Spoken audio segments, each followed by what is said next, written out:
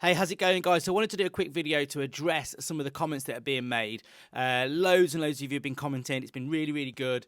I'm totally overwhelmed by it. I've been trying to reply to everybody, but it's just really hard. And there's lots of really, really interesting questions. And what I'm really overwhelmed by is just how kind everyone's kind of being. No one's being like a major dick or anything like that. No, there's not like people like beefing with each other and just sort of like being keyboard warriors or anything like that. There's lots of just genuine questions. And it's really nice to see. So I've made a list of the majority of the questions that are being asked. This is to the nursery video, which was the first one I posted up, which a lot of you have commented on. But yeah, I'm just going to go through some of the things. So one of the main things that a lot of people commented on was, how do we know that the client had actually been told by the previous company? And how do we know it's not a situation where the engineer has come up and has made these recommendations time and time again, but they've just been ignored by the clients? Well, the nursery had not been long taken over by some new owners. And if you're an engineer, you'll know this, that often when you turn up to a job, the customer will give you like a folder, like a fire safety folder or a fire record folder, logbook, stuff like that. And often in that folder, it has all the history, it'll have all the previous certs. People like to keep copies of things. And that was the case in this case. So all the copies of all the recent reports, every 6 months, all the certs were in that folder going back for the last few years. And I had a quick look through those and read through all those, and I could see that none of the recommendations that we would make had been made whatsoever. So that's how I know they just weren't flagged up by the previous company. There was also a couple of other worrying things in those certs where they'd kind of say that they hadn't tested the alarm or they were unable to test the alarm and blah blah blah blah blah. And so so you get an idea of the previous company. The certs themselves were a bit DS, if I'm honest. They weren't what I'd expect the standard of a cert to be. Obviously, if you go into the back of the reg book and the British Standard Reg Book, what it says a cert has to be is pretty basic, but we have things like where the location of each device is and stuff like that, and it is. And this was just one of those tick box one where it's like, is everything okay? Yes. Did you check everything? Yes. Stuff like that, which I don't think is sufficient. But that's a question for another day or a debate for another day. One of the main things with that one with the nursery as well is a lot of you commented that it predates a lot of the regulations. So the things we were flagging up, like the fuse spur, you noted that the colours were the old colours on the Twin and Earth, the T&E. Yes, it does predate them. Yes, there's a bit of a technicality there. But when we're servicing, in my opinion, you're always servicing to the most recent standards and you're always going for best practice. Is it the end of the world if that fuse spur is wrong? It's probably not the biggest issue in that environment. But you always are advising to the best possible practice, and you want to try and bring that system up to the best standard. And in my experience, if you're going to go out each year, out every 6 months, and just constantly keep adding, making it a little bit better, you're going to slowly bring that up to standard. Whereas if you don't make those recommendations, eventually it gets to the point where that whole system is just completely out of date, and then it needs, a massive overhaul and stuff like that. So yeah, that was the reason to that. A really good question one of you asked actually was, why does it have to be FP cable going all the way back to the DB when the DB itself is often not fire rated? Well, that's a good question, but it's about just best practice and doing the best job you possibly can within the parameters you can. The distribution board might not be fire rated and it might need updating as well, but kind of like two wrongs don't make a right. And okay, you could argue if there's a fire, then the distribution board's going to break that circuit, but the fire could be anywhere and that cable could run throughout the building. So, the idea is you're protecting it for as long as possible.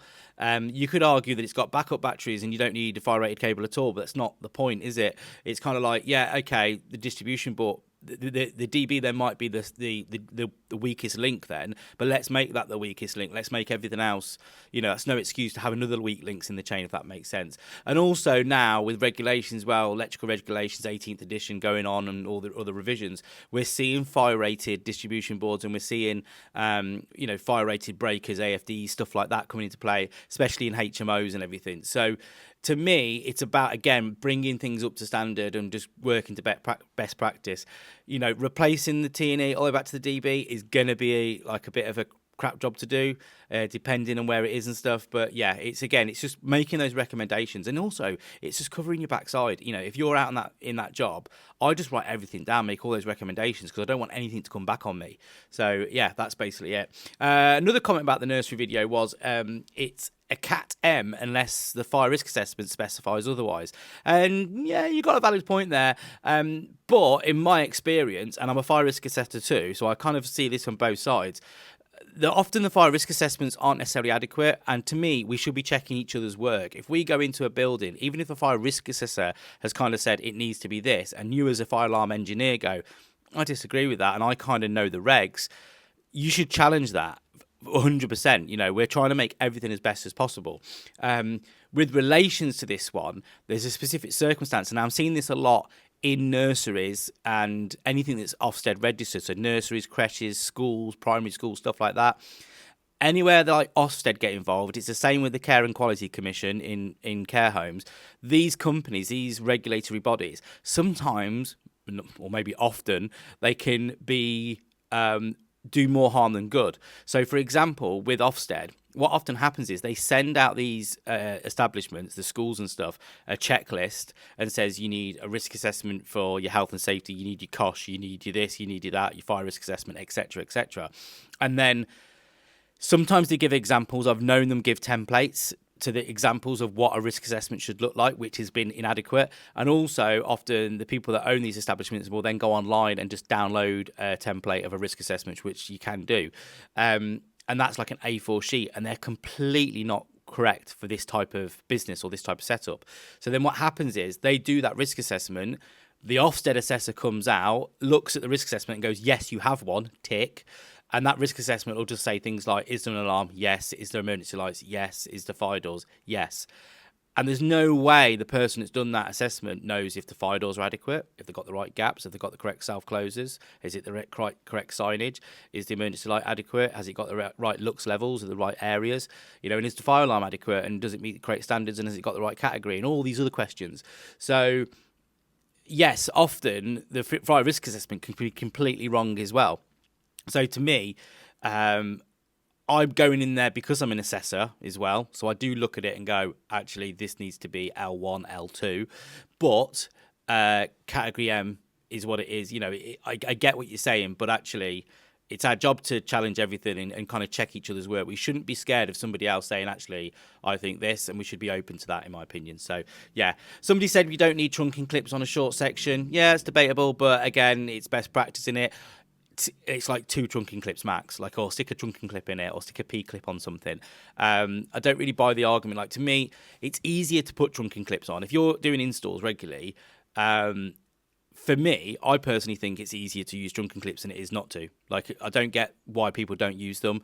It's much easier. Whack them in. It holds the trunking in place, especially with like trunking can be a bit hit and miss, can't it? Sometimes it's a bit DS, a bit dog shit, and you know, it ends up like not sticking, and you got to put a screw in it anyway. So you might as well whack a few trunking clips in there, and then it holds the cable in as well whilst you're doing the install. So to me, it just makes sense. And if you're running double cables as well, if you're running a sounder cable or another zone in the same bit of trunking, you know, or it's a loop and coming back, then it's easier to have the clips in there because you clip it in one section, then when you do the next fix, you clip it in again. So to me, trunking clips just make sense.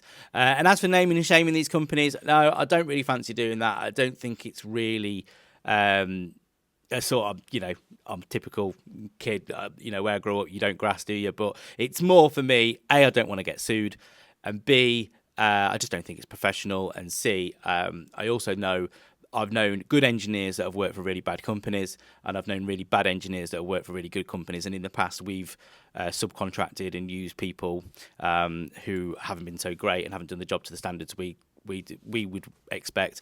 And therefore, I would hate for someone to name and shame us based on the mistake of somebody that maybe used to work for us that we've let go.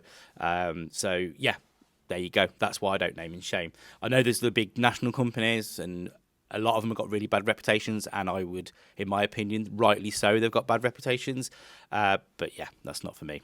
So yeah, anyway, I hope you like that. If you want to see these full videos, you want to see the whole story, there's a lot more that goes on. Obviously, these short videos that a lot of people are commenting on, you're only seeing a quick snippet and the basics. If you want to see the whole videos, I do the whole vlog as well. Go on the YouTube channel. I've linked the YouTube channel to the TikTok and to everything now. So you can go on there. Go and subscribe to the YouTube channel. Those videos are coming through weekly, and you'll see the whole day, and they're like 20-minute videos, 30-minute videos. But yeah, thanks for that, guys. Keep watching, keep commenting. Let me know if you want to know anything else, and I'll see you later. Take care. Bye.